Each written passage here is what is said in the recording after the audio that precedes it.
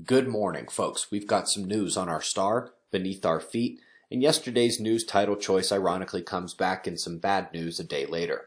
But first, we're over at spaceweathernews.com and finding a relatively calm Earth-facing disk the last day, but towards the end we see the incoming limb begin to get active. It appeared we had a stealth CME pop south of the equator, which brought about destabilization just over the limb on the north. The solar wind is still in calming mode, along with all geomagnetic conditions. We do not expect an intensification of the stream until tomorrow night at the earliest due to the northern coronal hole.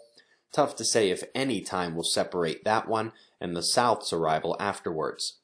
Taking another full-scale look at the CME from the bullwhip filament snap 3 days ago, the full breadth visible south indeed crossed center disk, but in addition to being minor ejecta only, it should get swept up by that coronal hole stream in all likelihood and, if anything, impact together.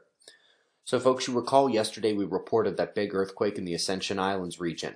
Well, upon getting a chance to go through forecasts, we found that Councillor Gimber once again nailed the location of this one with the initial call 5 days before the event and extended 3 days later. He's got 2 of the last 3.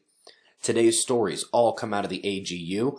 First one on how the South Atlantic anomaly wavers by altitude and season, perhaps offering a timeline for the most cosmic ray flux into eastern Brazil.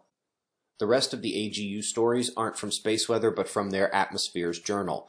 Many of you who are into the story about spraying the sky know that oxides and water vapor spray have dominated much of the discourse this year. Well, these stories are jumping back to the sulfate release and study to mirror a volcanic eruption and the cooling that follows. They are very bullish and plan to start testing as soon as they get the go-ahead, which is about as good a news as the financial crisis. Folks, there is a battle brewing among the mainstream earthquake forecasting efforts. Cambridge and Los Alamos on one side, NASA and ETH Zurich on the other.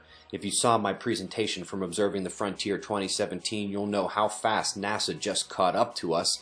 Watch it at quakewatch.net, and website members, we did a deeper look on this topic last night, including how NASA is now looking for electric currents in the ground prior to earthquakes.